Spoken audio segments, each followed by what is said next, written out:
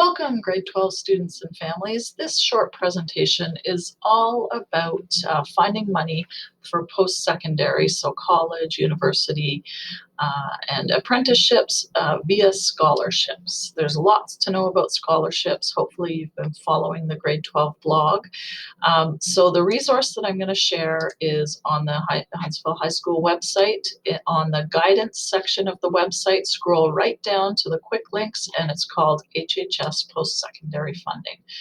So basically, there are three types of scholarships that we want you to be aware of, just so you understand how scholarships work. So there's automatic scholarships, and that's more in the university world. Those scholarships you do not need to apply for. It's based on your final average. So in the university world, your top 6 4U or M level marks. And basically it varies at each school, and it's based on your final average. So if your average, for example, lands from 85 to 90%, then it'll be a certain amount off tuition. That amount goes up the higher your average goes in. So for example, 90 to 95 might be 3,000 off tuition. You really need to research your top school to see what their automatic scholarship is. Again, you do not need to apply. It happens automatically, and you'll be notified from the school. The other type of scholarship, which you really need to stay on top of, is direct application. So you apply directly to it if you meet the criteria. Any of those from our community or that come through our door, we post on the grade 12 blog. And so basically it is starting to ramp up. I've posted several in the last 2 weeks on the grade 12 blog. Here you'll find lots of recruitment information about open houses, but also scholarships. So a scholarship for athletes, the Huntsville Hospital Foundation scholarships, scholarships for students living with diabetes, and many, many more. So make sure you are regularly following the grade 12 blog. The link to the scholarship details and application will be right in the blog post. So if you click on it to read more, you'll see the link to the scholarship. You need to meet the deadline, and most of those you actually apply directly to the contact in the application. Sometimes you need to go through us, but it'll state that in the scholarship. The other good resource here is this link to for universities from the Ontario University info site, and it's a link by university on the various scholarships that they offer. Many times at a university, you need to fill out an application form to be eligible for any scholarships, sometimes in the college world as well. So make sure you do your research on your school's financial aid site.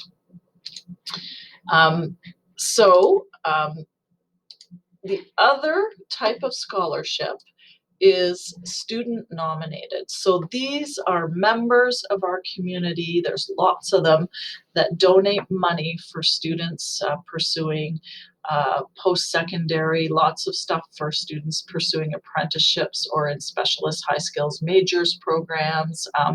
So basically, you do not apply for those scholarships. The graduation committee in the spring begins to meet with representation from all departments, and there's a process of nominating students. So although you can't do anything to apply, if you are making sure that you are taking school seriously, being the best student you can be, getting the best mark you can, showing initiative, all those types of things, your name may come up for one of those scholarships.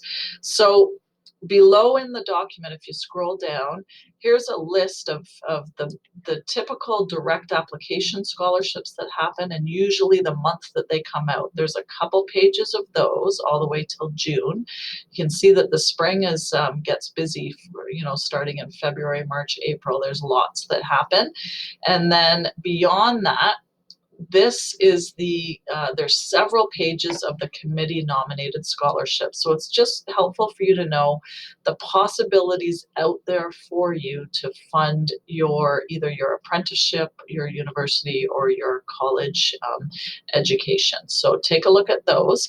One thing that we really need to happen is if the criteria for a student nominated scholarship is financial need, so if it states in the criteria that financial need is a factor, we need you to fill out the HHS financial need form. So it's a Google form where it's live now. You can get to it right from here. So you click the link. It won't take you too long to fill it out. You will need some information from your parents. We need these submitted no later than Monday, May 31st. And then the graduation committee and scholarship committee will use this information to make some decisions. So now, having said that, we know these days how much a college or university education costs. So even if you have two working parents, you still may have a financial need to help fund your education. So we don't want that title to deter people from filling it out. So basically, if you think you need some help funding your education, we're really encouraging you to fill out this financial needs bursary application and submit it by May 31st, and that will help the committee make some decisions on your behalf.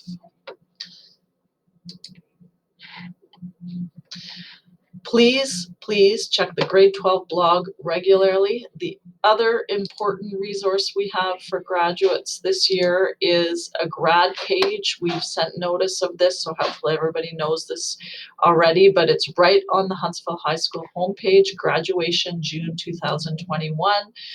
We're posting resources right on that grad page to help you stay informed about graduation. Reach out if you need any information. We're here to help.